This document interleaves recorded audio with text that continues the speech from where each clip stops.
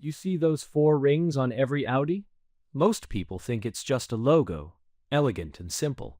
But those rings hide one of the most dramatic mergers in automotive history, a story of four rival companies forced together by economic collapse, torn apart by war, erased by communism, and then resurrected from the dead to become one of Germany's most successful luxury brands. This is the secret history that Audi doesn't advertise. Let's go back to 1932. Germany is in chaos. The Great Depression has destroyed the economy. Unemployment is over 30%. Adolf Hitler is about to seize power, and four proud German car manufacturers are on the brink of bankruptcy. Four completely different companies with their own philosophies, their own customers, their own identities. They hate each other. But survival requires the unthinkable. They'd have to merge. The first company was Audi, founded in 1909 by August Horch after he was forced out of his own company. Yes, you heard that right.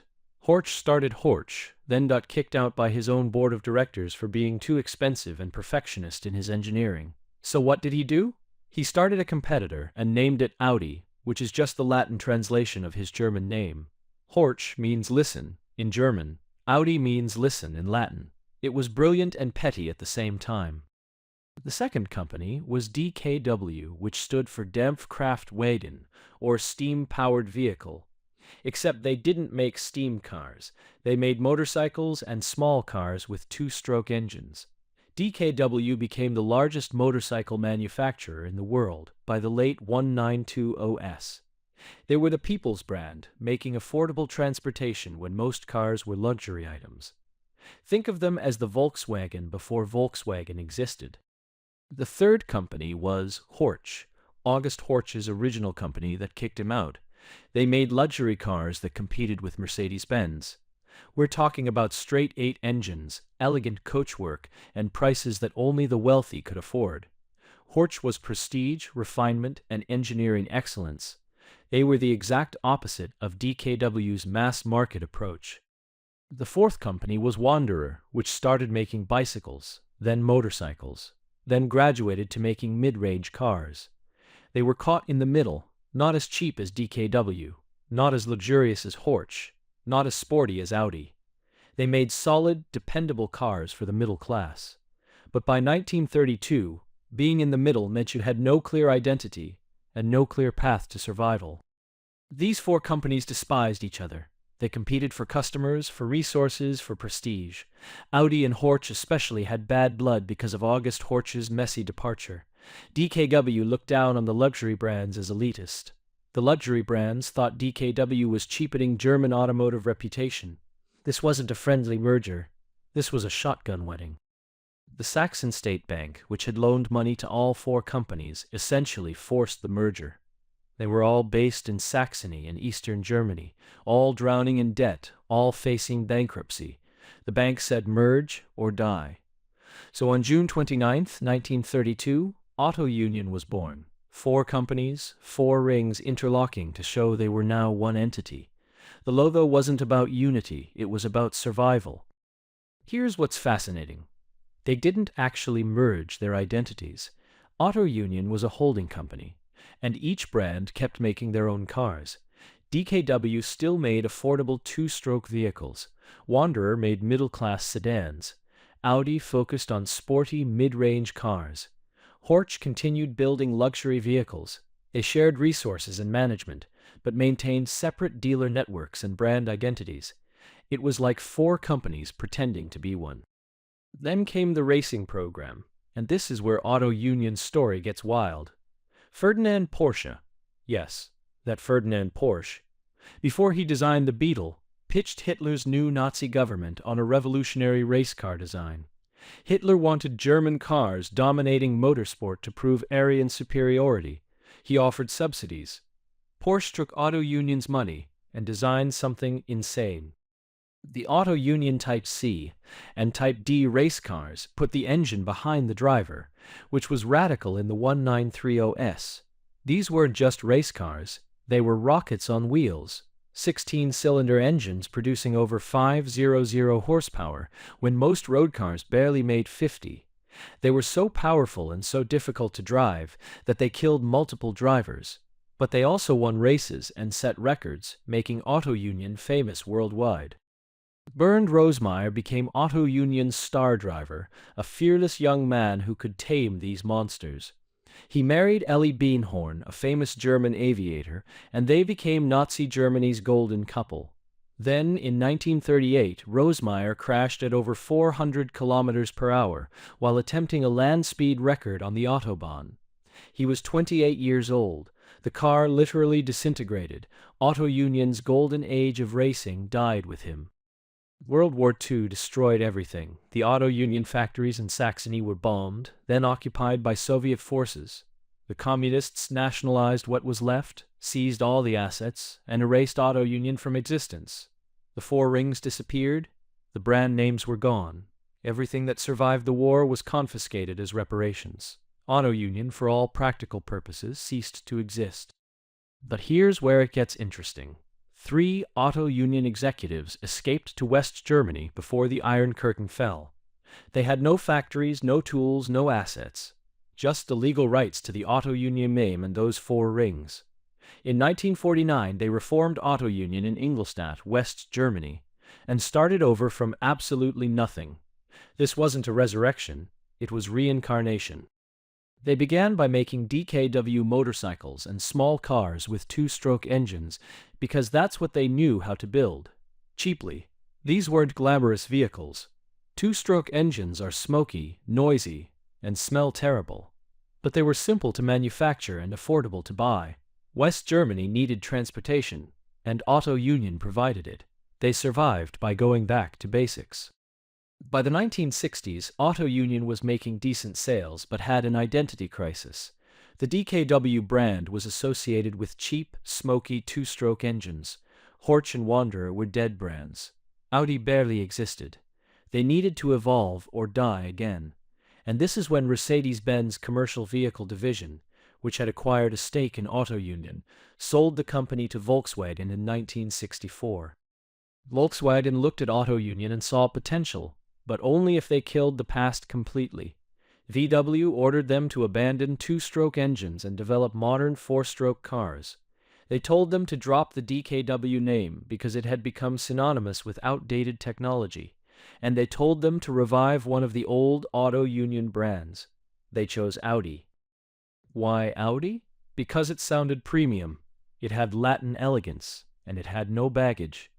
Horch was too associated with pre-war luxury that no longer existed. Wanderer was forgettable.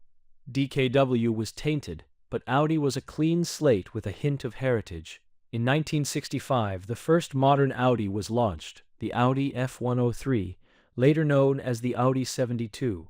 It wasn't revolutionary, but it was respectable.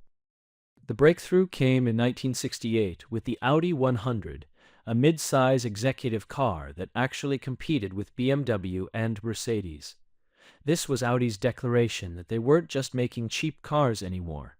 The 100 had modern styling, front-wheel drive for better space efficiency, and build quality that shocked the German market. It sold well. Suddenly, Audi was legitimate. But legitimacy wasn't enough. BMW had the ultimate driving machine image. Mercedes had luxury and prestige. Audi was just competent. They needed something distinctive, something technological, something that would make them special. Enter a brilliant engineer named Ferdinand Piëch. Yes, grandson of Ferdinand Porsche, the same family we talked about earlier. And he had an idea that would change everything. Piëch was obsessed with all-wheel drive. He'd seen how it worked in off-road vehicles and rally cars, and he believed it could revolutionize road car performance. In 1977, he greenlit a secret project to develop an all-wheel drive system for a performance car. Most people at Audi thought he was crazy. All-wheel drive was heavy, complex, expensive, and unnecessary for road cars. Piëch didn't care. The system they developed was called Quattro, and it debuted in 1980 in the Audi Quattro Coupe. Lowercase q for the system, uppercase Q for the car model. It used a center differential to split power between front and rear wheels, giving unprecedented traction and handling. On paper, it was clever. On the road, it was revolutionary. In rallying, it was utterly dominant. The Audi Quattro absolutely destroyed rally racing. In 1981, it won its first championship. Other manufacturers were running light, nimble, rear-wheel drive cars. Audi showed up with all-wheel drive and turbocharged 5-cylinder power, and it wasn't even fair. They could exit corners faster, accelerate harder on loose surfaces, and drive through conditions that left competitors spinning helplessly. Drivers like Hannu Mikkola, Michela Mouton, and Walter Röhrl became legends in the Quattro. Mouton, one of the few women in top-level rallying, won multiple races and nearly won the championship in 1982. The Quattro didn't just change Audi's reputation, it proved that technology and engineering could overcome pure driving skill and lightweight philosophy. German precision beating everyone else. This is where Audi's modern identity crystallized. They weren't trying to be BMW with driver engagement or Mercedes with luxury. They were the technology company, the innovator, the brand that proved engineering superiority through motorsport dominance. Vorsprung durch Technik, advancement through technology, became their slogan in 1971, but Quattro made it real. The success had to translate to road cars. Audi started putting Quattro all-wheel drive in everything: sedans, wagons, even the luxurious Audi V8 that launched in 1988 to compete directly with the Mercedes S-Class and BMW 7 Series. For the first time since the original Horch luxury cars of the 1930s, Audi had a genuine flagship. The Four Rings were climbing back to prestige. But there was still the ghost of the past to deal with. Those Four Rings. How many people actually knew what they meant? Audi's marketing barely mentioned Auto Union, rarely discussed DKW or Horch or Wanderer. The focus was always forward, always on technology, never on history. It was almost like they were embarrassed by where they came from. And maybe that made sense. The history was complicated and dark.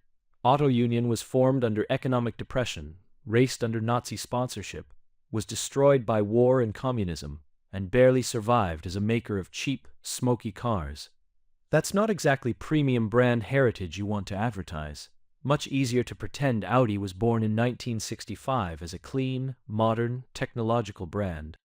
The 1990s brought another transformation. Audi's designs had been conservative, almost boring. Then they hired J. Mays and Peter Schreier, designers who pushed for bold new aesthetics. The Audi TT concept car, revealed in 1995, shocked everyone. It looked like nothing else on the road. Clean, minimalist, almost sculptural. It was Bauhaus design philosophy applied to a sports car. When the production TT launched in 1998, it became a cultural phenomenon. Architects bought it. Designers bought it. People who'd never considered Audi suddenly wanted one. It proved that German engineering could be emotional, not just rational. The TT didn't hide its design influences. It celebrated them. And those four rings on the grille? They suddenly looked iconic, not just historical. Around the same time, Audi was developing the A8, their flagship sedan, and they made it entirely out of aluminum. The Audi space frame technology reduced weight dramatically while maintaining rigidity. It was expensive and difficult to manufacture, but it gave the A8 advantages in handling and fuel efficiency. Once again, Audi was using technology to differentiate themselves from BMW and Mercedes. Ferdinand Piëch, who'd left Audi to run Volkswagen Group, never forgot his Quattro legacy. Under his leadership, VW Group expanded aggressively, and Audi became the premium division that could justify higher prices and fund VW's mass-market ambitions. Piëch pushed Audi into Le Mans endurance racing in 1999, and they dominated with diesel technology that everyone else dismissed. The Audi R8 Le Mans car, powered by a TDI diesel engine, won 5 consecutive 24 hours of Le Mans races between 2000 and 2004. Diesel was supposed to be slow and dirty. Audi proved it could be fast and efficient. They didn't just win races. They changed perceptions about what diesel technology could achieve. That's very Audi, using motorsport to prove technological concepts. This success led directly to the Audi R8 road car, launched in 2006, a mid-engine supercar with Quattro all-wheel drive and a V8 borrowed from Lamborghini, which VW Group had acquired. The R8 proved Audi could play in the supercar segment alongside Porsche and Ferrari. It was a direct line from those insane 1930s auto union race cars to a modern halo vehicle. But the Four Rings still carried secrets. In the old auto union factories in Saxony, now part of East Germany and later reunified Germany, the communist government had continued making cars under the names IFA and later Trabant. Those were technically the descendants of auto unions' original factories, but with none of the heritage or technology. When Germany reunified in 1990, Audi had to confront this awkward parallel history. Volkswagen Group, which owned Audi, actually bought some of the old auto union factory sites in Saxony after reunification. They invested heavily in modernizing them. Today, some Audi engines and components are manufactured in the very region where DKW, Horch, Wanderer, and Audi originally operated. The Four Rings returned home, even if the story isn't widely advertised. What makes Audi's transformation so remarkable is how completely they reinvented themselves, while technically staying the same company. The legal entity of Auto Union never died, it just evolved, relocated, changed focus, and eventually became modern Audi. It's like a phoenix that burned down, reformed, burned down again, and kept reforming until it finally became something that could thrive. Today's Audi customer probably has no idea that their brand represents four merged companies, or that DKW two-stroke engines funded the early revival, or that communist East Germany was manufacturing the spiritual successors to Auto Union, while West Germany was rebuilding the brand in Ingolstadt. The marketing doesn't talk about this because it's messy and complicated. Instead, Audi's image is clean, modern, technological. Sleek LED headlights, virtual cockpit displays, E-Tron electric vehicles, and that Quattro all-wheel drive system that started the modern chapter. The heritage is simplified to motorsport victories and technological breakthroughs. The Four Rings are just a logo, elegant and premium, with the complicated truth hidden beneath. Yet, understanding that hidden history makes Audi's success even more impressive. They didn't inherit luxury like Mercedes-Benz or driving purity like BMW. They were literally assembled from bankrupt companies, destroyed by war, rebuilt from nothing, and had to earn every bit of prestige through engineering achievement and motorsport dominance. There's no aristocratic heritage here, just stubborn survival and relentless innovation. The irony is that Audi's greatest strength came from their greatest weakness. Because they had no legacy to protect, they could innovate freely. BMW couldn't abandon rear-wheel drive because that was their identity. Mercedes couldn't compromise luxury for sportiness. But Audi, they could try anything. All-wheel drive, aluminum construction, diesel racing, radical design, because they had nothing to lose and everything to prove. This freedom to innovate is why Audi pioneered so many technologies that rivals later copied. LED daytime running lights, virtual cockpit digital displays, matrix LED headlights that selectively dim to avoid blinding oncoming traffic. These became Audi signatures before spreading industry-wide. When you have to fight for respect, you innovate faster than comfortable incumbents. The Quattro system itself has evolved dramatically from that 1980 original. Modern Audi Quattro uses advanced torque vectoring, can send nearly 100% of power to individual wheels, and integrates with electronic stability systems in ways the engineers of 1980 couldn't have imagined. But the core promise remains: superior traction, confident handling, all-weather capability. It's still their technological calling card. Audi's rivalry with BMW became particularly intense in the 2000s, with both companies fighting for younger, more performance-oriented luxury buyers. The Audi RS models, RS4, RS6, RS7, were deliberately positioned against BMW's M cars. These weren't just fast Audis, they were statements that Audi could do performance too, just with Quattro adding an edge that rear-drive BMWs couldn't match in certain conditions. The design language evolved to become more aggressive, more emotional. The massive single-frame grille that defines modern Audis emerged in the early 2000s and has grown larger with each generation. Some love it, some hate it, but it's unmistakably Audi. Those four rings sit prominently in that grille, larger than ever, impossible to miss. The logo that represented four desperate companies now represents technological confidence. Audi's electrification strategy also reveals their character. The E-Tron SUV, launched in 2018, wasn't trying to be revolutionary like Tesla. It was conservatively styled, quietly capable, and featured Quattro-based all-wheel drive using electric motors instead of mechanical differentials. This is Audi's approach: take proven concepts, apply new technology, deliver refined results rather than revolutionary experiments. That conservative approach works for Audi because their customers aren't early adopters looking for disruption. They're successful professionals who want proven technology wrapped in premium execution. The e-tron GT, which shares its platform with the Porsche Taycan, is faster and more dramatic, but still feels distinctly Audi rather than trying to copy anyone else. It's technological confidence without the need to shout about it. The relationship with Volkswagen Group creates advantages that standalone luxury brands can't match. Audi shares platforms with Porsche, Bentley, and Lamborghini, but each brand tunes them differently. The MLB Evo platform underpins everything from the Audi 7 Quetzals to the Lamborghini Urus to the Bentley Bentayga. Shared engineering costs, individual character. It's efficient in a very German way. But this platform sharing also creates challenges for brand differentiation. When an Audi A8 shares components with a Volkswagen Phaeton, or when the 7 Quetzals and VW Touareg are mechanical siblings, maintaining premium perception requires careful management. Audi solves this through design, technology features, and marketing that emphasizes advancement. The engineering might be shared, but the execution and positioning are distinctly Audi. The four rings themselves have become more prominent in Audi's branding over the decades. Modern Audis feature illuminated rings in the grille on some models. The rings appear in the headlights on e-tron vehicles. They're embossed on aluminum trim, projected from door handles, and central to every marketing campaign. What started as a symbol of forced merger is now celebrated as heritage.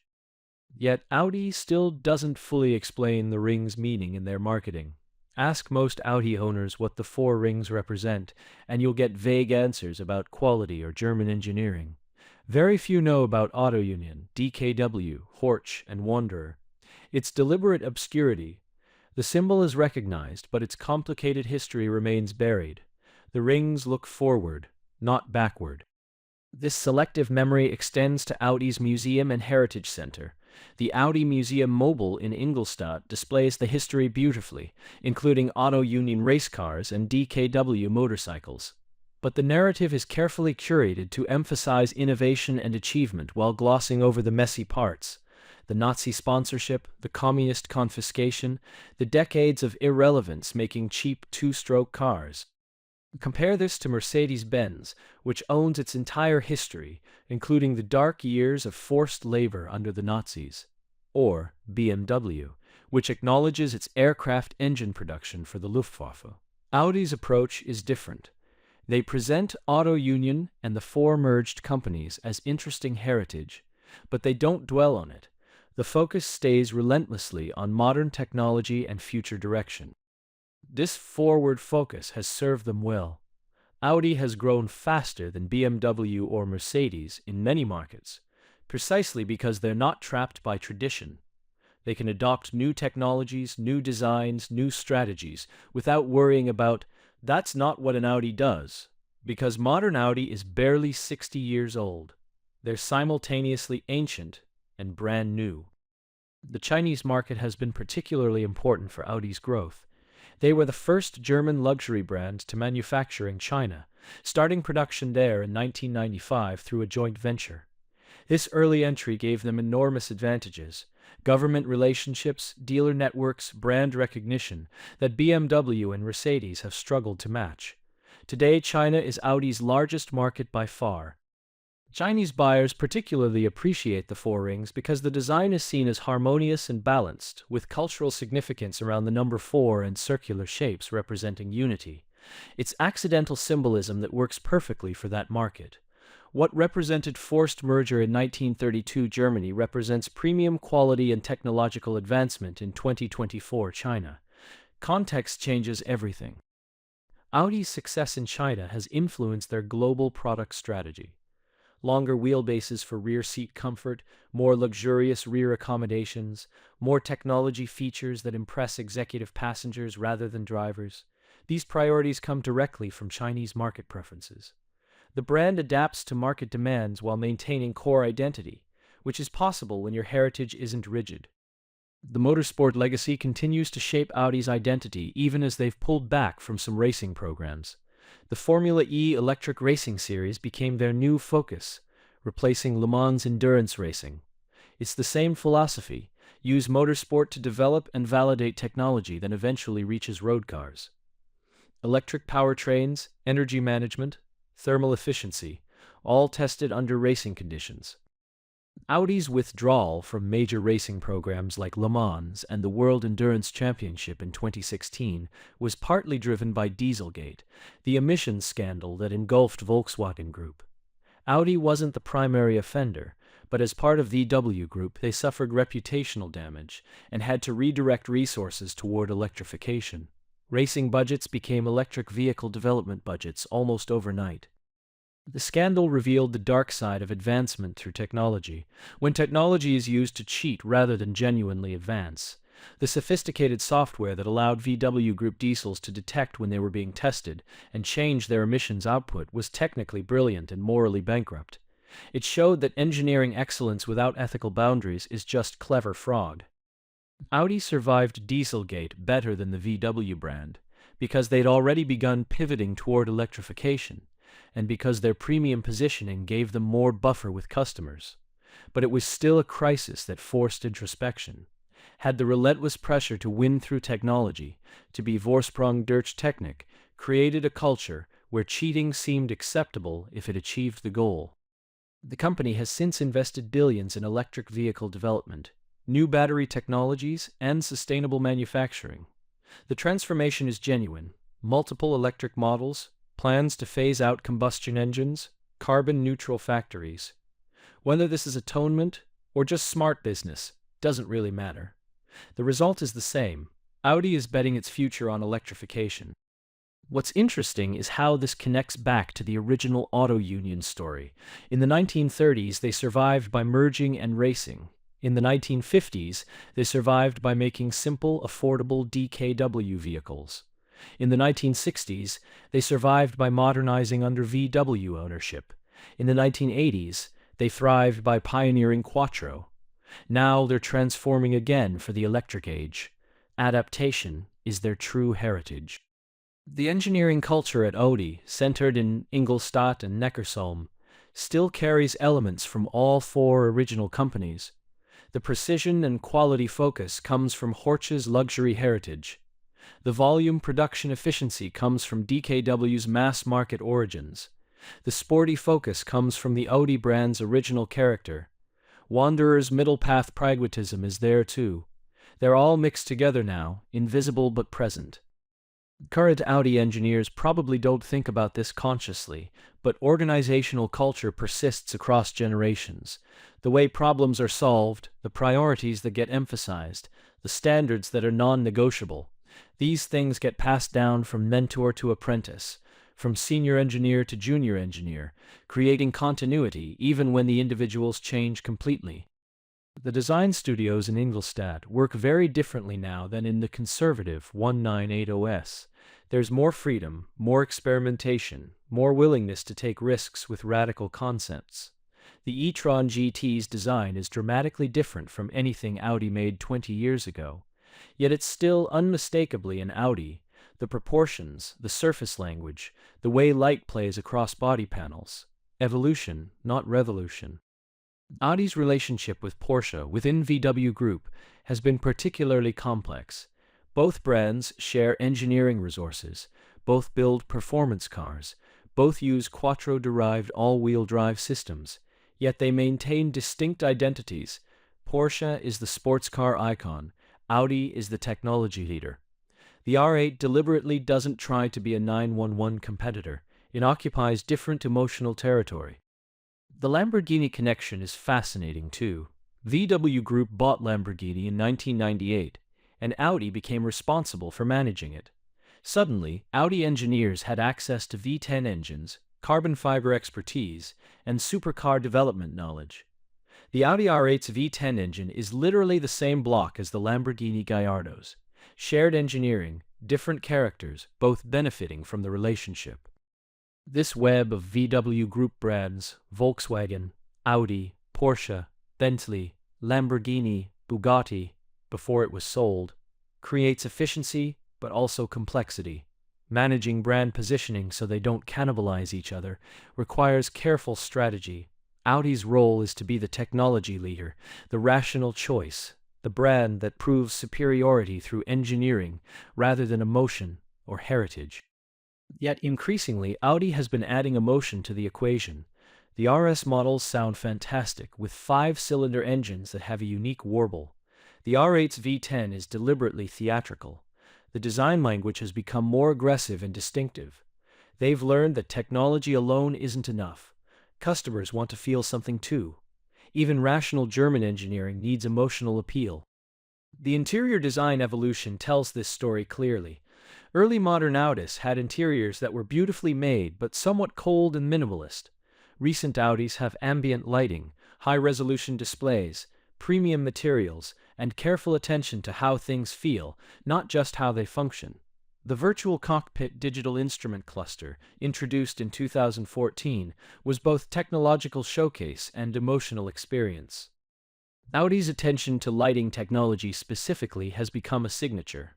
The LED daytime running lights, the Matrix LED headlights, the OLED taillights on newer models.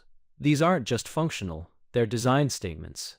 Other manufacturers have copied the approach, but Audi established lighting as a brand differentiator. It's a modern interpretation of the old Horch luxury philosophy: be distinctive through details. The sound design of modern Audis is equally deliberate. Electric Audis have artificial sound generators to give them character. Combustion engine Audis are tuned for specific acoustic signatures. The 5-cylinder turbo's distinctive warble, the V10's high-pitched scream, even the door-closing thunk, all carefully engineered. They understand that luxury is a multi-sensory experience, not just visual and tactile. Looking at the current lineup, you can almost see the 4 original companies represented in different models. The A1 and 2 Quetzals are the spiritual descendants of DKW, smaller, more affordable entry points. The A4, A6, and 5 Quetzals are Wanderer's middle-market territory modernized. The A8 and E-Tron GT carry Horch's luxury mission forward. The RS models and R8 embody Audi's original sporty character. 4 companies still present in product strategy. But that's probably reading too much into it. Modern product planning is driven by market segments, profit margins, and competitive positioning, not historical legacy. The 4 rings may represent 4 companies, but today's Audi is a single entity with a coherent strategy. The past informs them, but it doesn't constrain them. That's actually their competitive advantage. The executive leadership at Audi has changed dramatically over the decades. The engineers who rebuilt the company in the 1950s and 60s are long gone. The visionaries who created Quattro in the 1980s have retired. Today's leaders face completely different challenges: electrification, autonomous driving, Chinese competition, software development. Yet they're still guided by the same core principle: advancement through technology. That principle, Vorsprung durch Technik, is either Audi's greatest strength or a trap they can't escape. It forces them to constantly innovate, to always find the next technological edge, to never rest on heritage or tradition. It's exhausting and expensive, but it's also what makes Audi relevant in an industry being disrupted by Tesla, Chinese manufacturers, and changing customer expectations. The challenge for Audi now is maintaining this technological edge when software matters more than hardware. Tesla doesn't have better electric motors than Audi. They have better software integration and over-the-air updates. Chinese EV manufacturers don't have superior engineering. They have faster development cycles and lower costs. Audi's traditional strengths, mechanical excellence, manufacturing quality, matter less when cars become computers on wheels. This is perhaps the biggest test Audi has faced since the original Auto Union merger. Can they transform from a hardware company that uses software to a software company that builds hardware? Can German engineering culture, which values thorough testing and perfection, move fast enough to compete with companies that iterate quickly and fix bugs later? The Four Rings represent survival through adaptation, but can they adapt to this? Early signs are mixed. The E-Tron software had issues at launch. The virtual cockpit is beautiful, but sometimes laggy compared to simpler systems. Over-the-air updates are coming, but slower than competitors. Audi is learning that being good at making cars doesn't automatically make you good at making software. It's a humbling lesson for a company that prides itself on technological advancement. Yet this challenge isn't entirely new for Audi. They've always been the company that had to learn and adapt because they couldn't rely on established heritage. In the 1980s, they had to learn rallying from scratch to prove Quattro. In the 2000s, they had to learn Le Mans endurance, racing, and diesel performance. Now they have to learn software and electrification. The difference is the timeline. Software evolves monthly, not yearly. German thoroughness meets Silicon Valley speed. The partnership with KdF, Volkswagen Group's software division, was supposed to solve this. Centralized software development across all VW Group brands, shared architecture, economies of scale. In practice, it's been troubled by delays, complexity, and the difficulty of coordinating across brands with different needs. Audi needs performance-oriented software. VW needs mass-market simplicity. Porsche needs sports car responsiveness. One solution doesn't fit all. This tension reflects a deeper question about what Audi actually is now. Are they a technology company that makes cars, or a car company that uses technology? The distinction matters because it determines where talent goes, where investment flows, and what culture gets prioritized. Traditional automakers want to believe they're becoming tech companies. Tech companies building cars think that's delusional. Audi is caught in the middle. The design language is also at a crossroads. The massive single-frame grille that defines current Audis makes sense on combustion engine cars that need airflow for cooling. But electric cars don't need large grilles.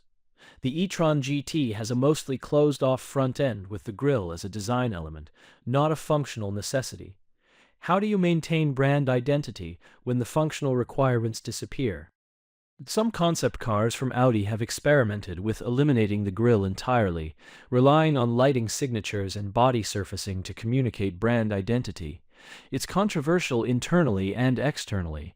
The grille has become synonymous with Audi in the last 20 years. Removing it feels like a racing identity, but keeping it on electric cars feels dishonest, fake, like chrome-plated nostalgia. This debate about authenticity is ironic for a brand whose entire identity is constructed. Audi as we know it was invented in 1965, drawing selectively from Auto Union heritage while ignoring most of it. The Four Rings were repurposed and given new meaning. The luxury positioning was aspirational, not inherited. Quattro created a technological identity from scratch. Audi has always been about reinvention, so why is change suddenly threatening? Perhaps because they finally built something worth protecting. The brand equity accumulated over 60 years is valuable. Customer loyalty is real. The Audi rings are recognized globally and associated with quality, technology, and premium status. Starting over again, even if it's what they've always done, risks losing what they've built. There's more to lose now than in 1965. The manufacturing philosophy at Audi's factories reflects Germanic precision that predates even the Auto Union merger. The Neckarsulm plant, where the R8 and e-tron GT are built, features an almost obsessive attention to detail. Some assembly is still done by hand, with craftspeople who've worked there for decades. This is the Horch luxury legacy, alive in modern form. Meanwhile, the main Ingolstadt plant produces hundreds of thousands of vehicles annually, with advanced automation, robotics, and efficiency that DKW's mass production engineers would recognize. Two philosophies, both German, both part of Audi's character. The ability to build both limited-run super sports cars and volume luxury sedans in the same company is rare and valuable. Audi's supplier relationships also carry forward German automotive traditions. Long-term partnerships, joint development programs, high standards for quality. The Quattro system's components come from suppliers who've worked with Audi for decades, continuously refining the technology. This stability enables incremental excellence, but can also create resistance to disruptive innovation from new suppliers. The workforce culture at Audi is distinctly German too. Strong unions, worker representation on supervisory boards, apprenticeship programs that train the next generation. These aren't just employment practices, they're social structures that create stability and institutional knowledge. When an Audi engineer retires, their apprentice carries forward their approach to problem solving. Continuity through people, not just documentation. But this system also creates challenges in attracting the kind of talent that Tesla or Chinese EV startups recruit. Young software engineers don't necessarily want to join a traditional automotive company with hierarchies and committees, when they could join a startup with flat structures and rapid iteration. Audi has to convince them that advancement through technology is meaningful, not just a slogan. The retail experience reflects Audi's positioning too. Audi dealerships are designed to feel modern, clean, minimalist, like Apple stores for cars. The sales process emphasizes technology features and virtual cockpit demonstrations. It's deliberately different from BMW's performance-focused approach or Mercedes' traditional luxury presentation. Everything reinforces the tech-forward brand identity. Customer demographics show interesting patterns.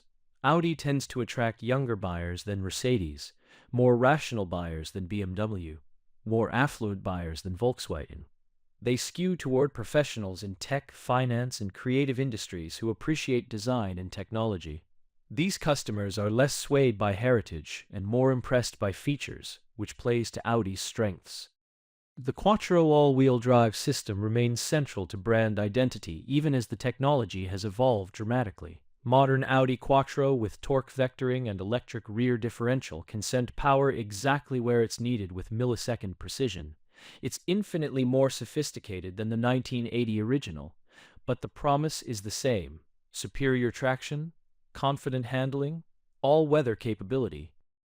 What's remarkable is how Quattro has become synonymous with all-wheel drive in many markets, similar to how Kleenex means tissues or Xerox means photocopying. Competitors offer all-wheel drive systems, sometimes with similar or superior technology, but they lack the brand recognition.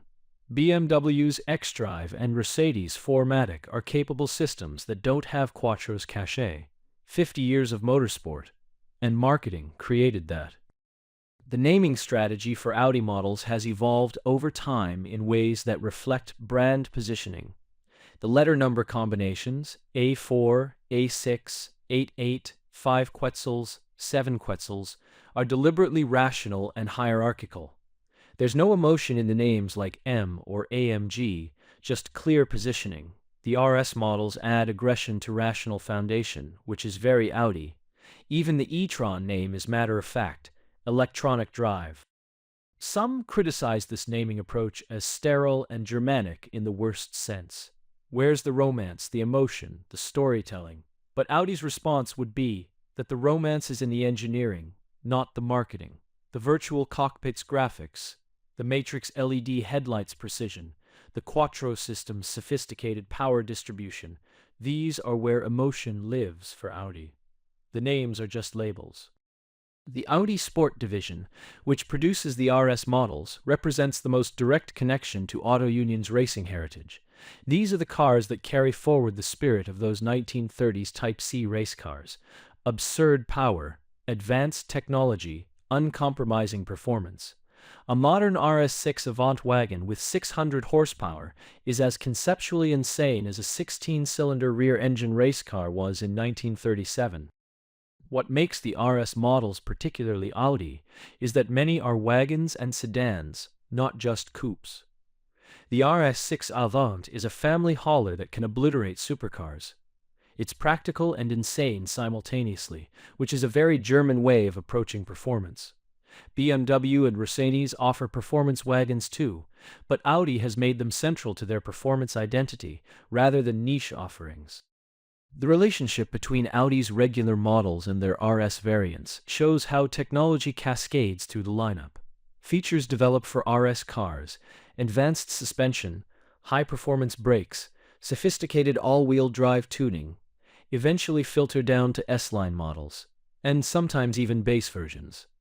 This is advancement through technology working as intended. Motorsport and halo cars drive innovation that benefits all customers. The color palettes Audi offers also reflect their identity. Lots of grays, silvers, blacks, and whites, rational, premium, understated. The bright colors tend to be reserved for RS models where emotion is allowed. It's subtle brand management through choices that customers might not consciously notice, but that reinforce perception. An Audi in Nardo Gray looks modern and sophisticated in ways that the same Audi in bright red wouldn't. The interior materials choices show similar thinking. Lots of aluminum, carbon fiber, black leather, subtle wood trim. Even the stitching patterns are geometric and precise, rather than organic or flowing. Everything feels engineered and intentional. Nothing seems random or purely decorative. It's Bauhaus design philosophy applied to automotive interiors. Form follows function, but both can be beautiful. This design restraint is partly cultural, partly strategic. Audi can't out-luxury Mercedes because that's not their territory. They can't outdrive BMW because that's not their mission. But they can out-technology both of them through features like virtual cockpit, matrix headlights, and sophisticated driver assistance systems. The interior becomes a showcase for technology wrapped in premium materials. The marketing campaigns over the decades tell the story of brand evolution. Early campaigns emphasized value and modernity. The 1980s brought Vorsprung durch Technik and Quattro motorsport dominance. The 1990s and 2000s focused on design and sophistication. Recent campaigns emphasize sustainability and electric future, while maintaining technological superiority. Each era's priorities visible in advertising strategy. Audi's Super Bowl commercials in the American market have been particularly notable. Humorous, self-aware, focused on technology features or environmental themes. They position Audi as the smart choice for intelligent people, not the emotional choice or the traditional luxury choice. It's brand positioning that accepts they're not the heritage leader or the driving dynamics leader, and owns the technology leader position instead. The tension between being part of Volkswagen Group and maintaining distinct identity has required constant attention. When VW products move up market, they can encroach on Audi territory. When Porsche products become more accessible, they can steal Audi performance customers. Managing these relationships while cooperating on platforms and technology requires diplomatic corporate politics. Yet the VW Group structure has been crucial for Audi's success. Access to platform engineering spreads development costs across multiple brands. Shared supplier relationships improve purchasing power. Technology developed for Porsche or Lamborghini can be adapted for Audi applications. The group's scale enables investments that standalone Audi couldn't afford, especially in electrification and autonomous driving. The autonomous driving technology Audi has been developing shows their typical approach: thorough, systematic, safety-focused, but also ambitious. They were early to demonstrate Level 3 automation with the A8's traffic jam pilot system. Though regulatory approval has been slow, it's technology that's ready before the laws allow it, which is very German. Engineer the solution perfectly, then wait for society to catch up. This sometimes creates frustration because competitors move faster with less sophisticated systems and grab attention. Tesla's autopilot has more brand recognition despite being technically Level 2 automation. Audi's more advanced system is blocked by regulations. There's a lesson here about the difference between engineering excellence and market timing, one that Audi keeps learning repeatedly. The customer service and ownership experience has become another differentiator as products become more similar. Audi's approach emphasizes technology integration, connected services, smartphone apps, remote diagnostics. They're trying to make ownership feel modern and frictionless, using technology to reduce dealership visits while maintaining premium service standards when visits are necessary. The certified pre-owned program is particularly important for brand building. It introduces customers to Audi who might not afford new ones, and if the ownership experience is positive, they become loyal buyers who trade up. This is how luxury brands build generational loyalty, hook them young with used cars, keep them forever with excellent products and service. Audi's approach to motorsport sponsorship beyond factory racing programs is strategic too. They sponsor ski teams because skiing is premium and European. They support cultural events and modern art museums. They avoid sponsorships that would conflict with their technology-forward, sophisticated image. Every brand touchpoint is managed to reinforce the same positioning. The corporate partnerships Audi forms also reveal their strategy. Collaborations with tech companies on connectivity, with design studios on limited editions, with luxury brands on special interiors. These aren't random. They're calculated moves to associate Audi with innovation, design, and premium lifestyle. The four rings appear next to logos from companies that reinforce rather than dilute the brand message. The facilities themselves make statements. The Audi Forum in Ingolstadt isn't just a delivery center, it's a brand experience destination with museums, restaurants, and dramatic car presentations. Customers picking up new Audis walk through displays of heritage race cars and concept vehicles. It's theater designed to make them feel part of something significant, not just buying transportation. The Neckarsulm plant has a similar visitor experience, but focused more on craftsmanship and performance. Watching R8s being assembled by hand, seeing carbon fiber components being laid up, observing the quality inspection processes, it demystifies manufacturing while simultaneously making it seem more special. Transparency as marketing, very modern and very Audi. Employee pride in working for Audi is cultivated deliberately. The company emphasizes their motorsport heritage, their technological firsts, their design awards. Employees wear Audi gear outside of work. They defend the brand in conversations. This internal brand strength matters because employees are ambassadors, and in Germany especially, where you work defines part of your identity. The apprenticeship programs that train future Audi engineers and technicians are selective and prestigious. Getting an Audi apprenticeship in Ingolstadt is genuinely competitive. These programs ensure technical excellence continues across generations, but they also create loyalty. Workers who've been with Audi since age 16 have different commitment levels than lateral hires. It's long-term thinking that values stability. But this stability can also mean resistance to change. When Audi needs to transform quickly for electrification or software, the institutional knowledge that's normally an asset can become inertia. People who've spent careers mastering combustion engine calibration or transmission development face uncertain futures. Managing this human dimension of technological transformation is as challenging as the engineering itself. The investment in battery technology and electric platforms shows Audi taking the long view. They're developing solid-state batteries in partnership with other companies, investing in charging infrastructure through Ionity, and planning model life cycles that assume electric is default and combustion is exception. These are billion-euro bets on a future that isn't quite here yet. The risk is that they're investing in what they think customers will want, while Tesla is shipping what customers currently want. And Chinese manufacturers are undercutting everyone on price. Audi's traditional advantage, superior engineering and premium execution, matters less if customers prioritize range, charging speed, and software features that others provide cheaper or faster. Yet Audi has survived multiple near-death experiences by adapting. The auto union companies survived the Depression by merging. They survived the war by escaping to West Germany.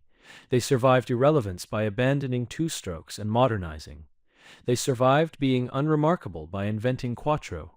Each time, adaptation was the answer. Maybe the electric transition is just the latest challenge in a long history of existential threats.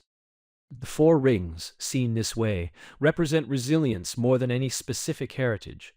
They represent the ability to change while maintaining identity, to evolve while staying recognizable, to reinvent while building on what came before. That's a more useful heritage than any specific car model or technology.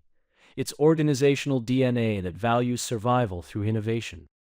Current Audi leadership talks about the four rings representing the merging of disciplines: design, engineering, technology, and experience.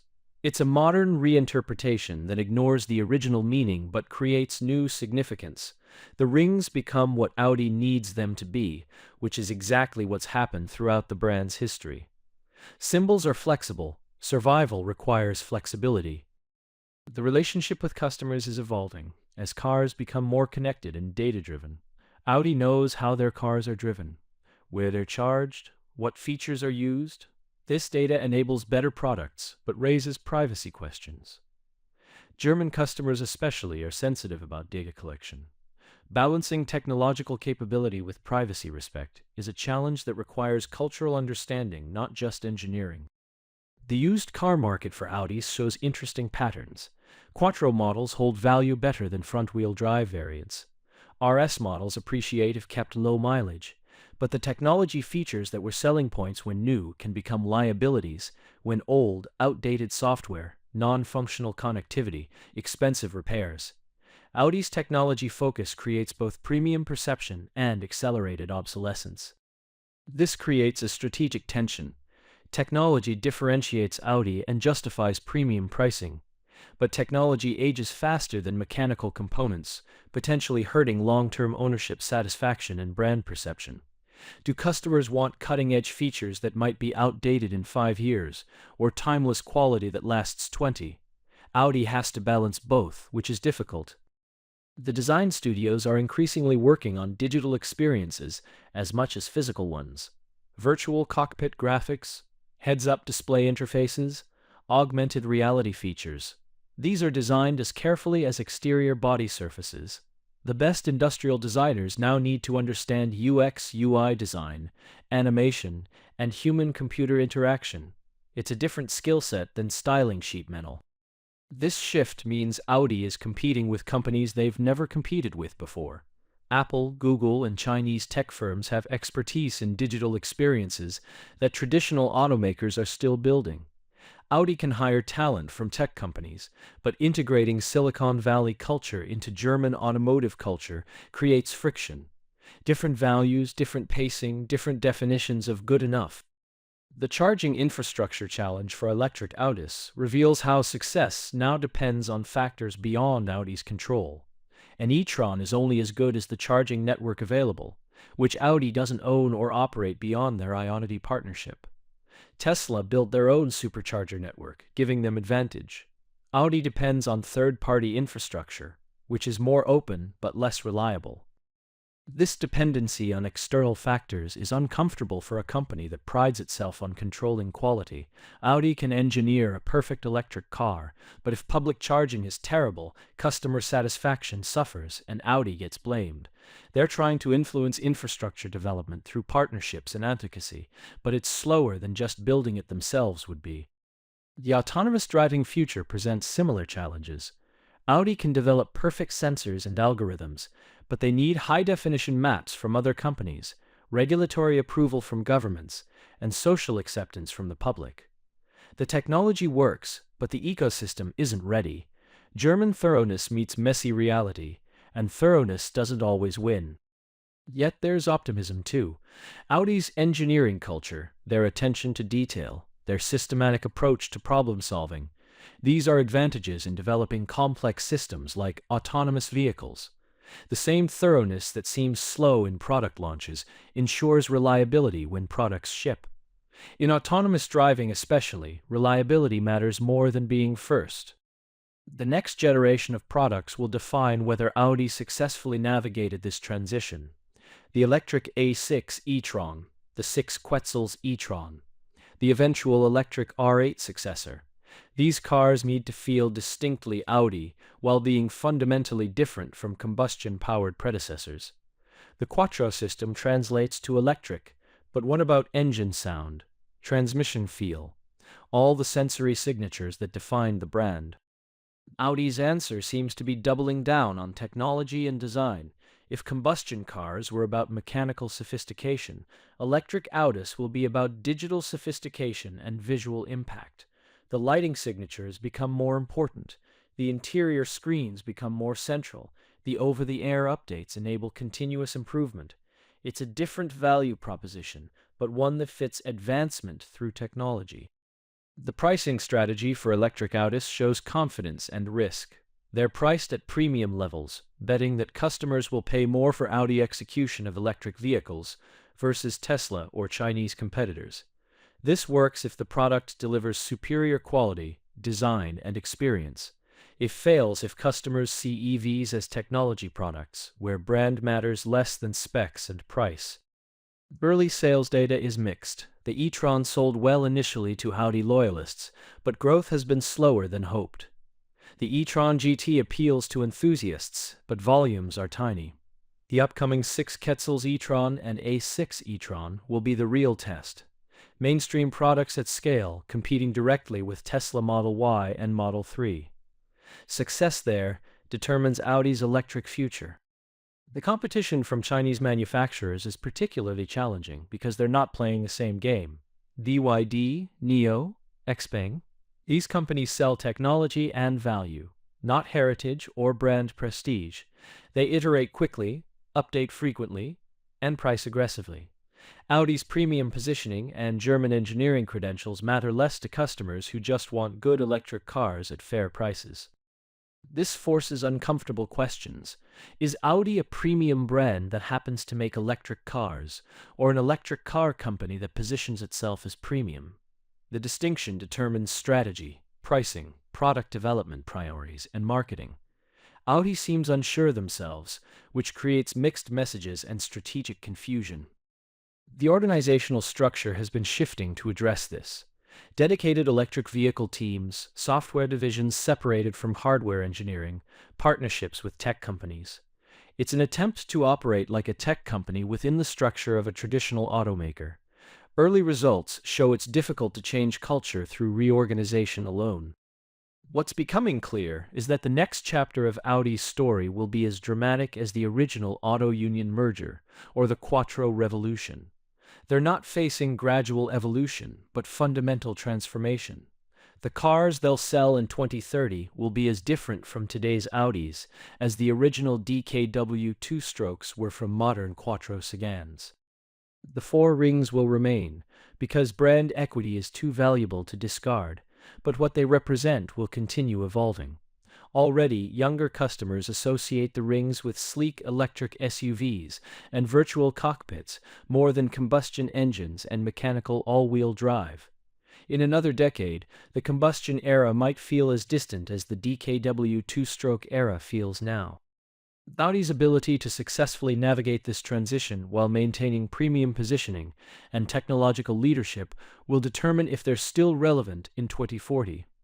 The heritage of adaptation and resilience suggests they can survive. But survival is different from thriving, and the automotive landscape is more competitive now than ever before. The human stories continue too. Current Audi engineers making decisions about electric platforms, software architecture, and autonomous systems are creating the future while honoring the past. They probably don't think about DKW or Horch or Wanderer daily, but those companies' DNA is in the organizational culture they've inherited. And somewhere in Ingolstadt, there are likely 4 ringed concept cars in secret studios that represent Audi's vision for 2030 and beyond. Cars that might look nothing like current Audis, but will somehow still feel unmistakably from the company that survived economic depression, World War, communist confiscation, and multiple reinventions. The 4 rings persist because they're flexible enough to mean whatever Audi needs them to mean. The irony of Audi's success is that their greatest asset is the history they don't advertise. While Mercedes-Benz sells heritage dating back to the invention of the automobile, and BMW sells driving purity refined over decades, Audi sells the future because they're not weighed down by the past. The 4 rings represent freedom to reinvent, and that freedom came from having nothing to lose and everything to prove. Think about what those 4 companies actually were in 1932. DKW made cheap motorcycles and smoky two-stroke cars. Wanderer made forgettable middle-market vehicles. Horch made luxury cars but was losing to Mercedes. Audi was August Horch's revenge project after getting fired. None of them were industry leaders. None of them had secure futures. They were 4 failures forced to merge, not 4 successes choosing to unite. That failure is the foundation. Everything else is built on. The desperation of 1932 created flexibility. The destruction of 1945 eliminated attachment to the past. The irrelevance of the 1950s required humility. The reinvention of the 1960s demanded boldness. Each crisis taught survival through adaptation, and that became Audi's superpower. They learned to change before they had to, because waiting meant death. Modern Audi's competitors don't have this advantage. BMW is trapped by their rear-wheel drive heritage and ultimate driving machine promise. Mercedes must maintain S-Class prestige and luxury positioning. Both have century-long reputations to protect, which limits how radically they can change. Audi can pivot to electric, to software, to new market segments, because they've done it before, multiple times. It's in their DNA. The customers who buy Audis today are buying this philosophy, whether they know it or not. They're buying a brand that values innovation over tradition, technology over nostalgia, future over past. The 4 rings on the grille don't promise your grandfather's car refined. They promise next year's car available today. That positioning attracts people who want to feel forward-thinking, not people who want to feel connected to heritage. This is why Audi resonates particularly with tech industry buyers, creative professionals, and younger luxury customers. These people aren't impressed by claims of, "We've built cars since 1886, because that sounds like resistance to change. They're impressed by virtual cockpits, matrix headlights, and electric performance, because that sounds like embracing the future. Audi speaks their language in ways that traditional luxury brands struggle to. The regional differences in how Audi is perceived are fascinating too. In Germany, they are the hometown technology leader competing with Munich and Stuttgart pride. In America, they are the sophisticated European alternative to traditional luxury. In China, they're the original German premium brand with governmental blessing and established infrastructure. 3 markets, 3 different narratives, same 4 rings. The symbol is consistent even as meaning shifts. What's remarkable is how much of the original 4 companies' character actually persists in modern product strategy. The A3 and 2 Quetzal's compact models serve DKW's mission of accessible premium products at lower price points. The A4, A6, and 5 Quetzals occupy Wanderer's middle market position, but elevated to luxury. The A8 and R8 carry forward Horch's prestige and Audi's performance heritage. The portfolio literally spans all 4 companies' original territories. The engineering approaches also carry DNA from each company. DKW's efficiency focus lives in Audi's lightweight construction and aerodynamic optimization. Wanderer's pragmatism appears in the platform sharing and parts bin rationality. Horch's luxury craftsmanship is visible in the Neckarsulm manufacturing quality. Audi's original sportiness drives the RS model development. 4 philosophies, 1 coherent brand. But perhaps the most important legacy is simpler. Survival requires more than engineering excellence. The 4 companies that became Auto Union were all technically competent. DKW made reliable motorcycles. Horch built beautiful cars. Wanderer offered solid value. Audi had sporty credentials. Technical quality wasn't enough then, and it isn't enough now. Market positioning, financial health, strategic vision, and adaptability matter as much as horsepower and build quality. This is the lesson Audi carries forward into the electric era. Having the best electric motors or longest range isn't sufficient for success. They need the right market positioning, the right software integration, the right charging partnerships, the right brand message. Technical excellence is the baseline, not the differentiator. Everything else, design, experience, technology ecosystem, determines who wins. The workforce transformation happening now at Audi echoes the transformations of the 1930s, 1950s, and 1980s. Combustion engine specialists are retraining for electric powertrains. Mechanical engineers are learning software development. Production workers are adapting to different manufacturing processes. It's uncomfortable and uncertain, but it's also familiar at an organizational level. Audi has done this before, just not quite like this. What makes this transition harder is the speed required. Previous transformations happened over years or decades. The electric transition is happening in compressed time because competitors are moving fast and regulations are forcing change. Audi's thoroughness, normally an advantage, becomes a liability when speed matters more than perfection. Learning to ship good enough software and improve it through updates goes against every German engineering instinct. Yet there are signs of successful adaptation. The E-Tron GT launched with better software than early E-Tron models. The upcoming PPE platform products benefit from lessons learned. The virtual cockpit and digital interfaces have improved with each generation. Audi is learning, iterating, getting faster. Whether they're learning fast enough compared to Tesla and Chinese competitors remains uncertain, but the trajectory is right. The design evolution shows similar progress. Early electric Audis looked like normal Audis, with blanked-off grilles. Newer concepts show more radical thinking about what an electric Audi should look like. The lighting signatures become more dramatic and expressive. The proportions change to emphasize the electric skateboard platform. The interiors become more lounge-like as autonomous driving approaches. An evolution is visible from years. The four rings themselves have become more prominent and three-dimensional in recent designs. Illuminated rings, floating rings, rings integrated into lighting signatures. They're celebrated rather than hidden. It's almost as if Audi has gained confidence in the symbol, even while obscuring what it represents. The rings work aesthetically and commercially, so their historical meaning becomes less important than their contemporary recognition. This confidence is earned. Audi has been part of the German luxury three alongside BMW and Mercedes for over 2 decades now. They're no longer the upstart or the technology outlier. They're established, successful, globally recognized. The insecurity that drove early innovation has been replaced by institutional confidence. Whether that's good or bad depends on if confidence breeds complacency or enables bigger ambitions. The financial performance suggests Audi has found sustainable success. They're consistently profitable. Their sales volumes rival the competition, and their pricing power remains strong. The business model works. The question isn't survival anymore. It's what kind of company they want to be going forward. A premium-positioned traditional automaker transitioning to electric? A technology company that makes cars?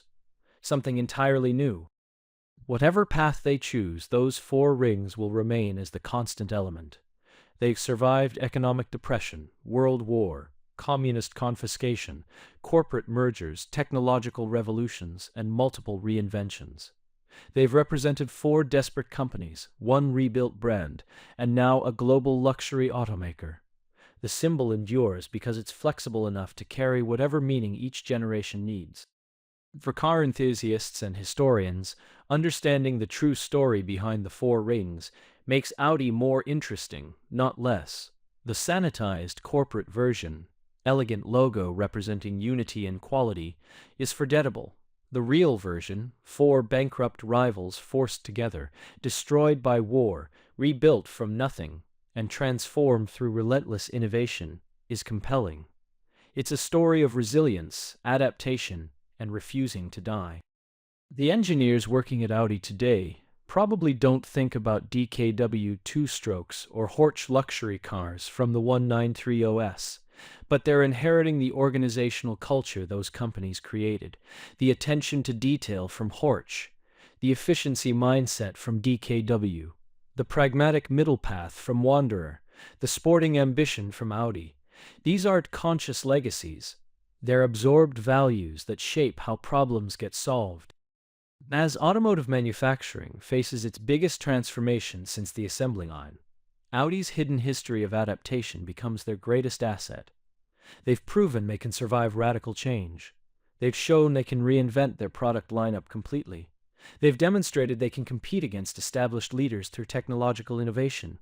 The Four Rings represent all of this, whether customers know it or not. The future will bring challenges that make the electric transition look simple.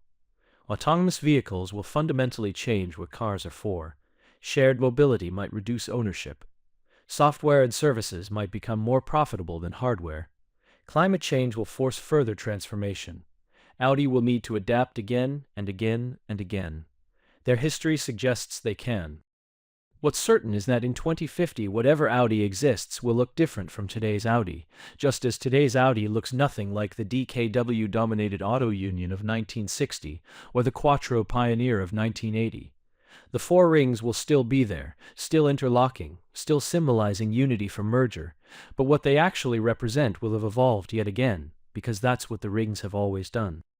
The hidden story of Audi is ultimately a story about how companies, like people, are shaped by their struggles more than their successes. The merger that created Auto Union was desperate survival. The post-war rebuilding was starting from zero. The Quattro revolution was proving worth to skeptics. Each triumph was born from difficulty, each innovation from necessity. Comfortable companies don't innovate like Audi has. So when you see those four elegant rings on the grille of an Audi, remember they're not just a logo. They're a reminder that four companies that should have died instead merged and survived. That war and communism couldn't erase them permanently. That starting over with nothing led to building something remarkable.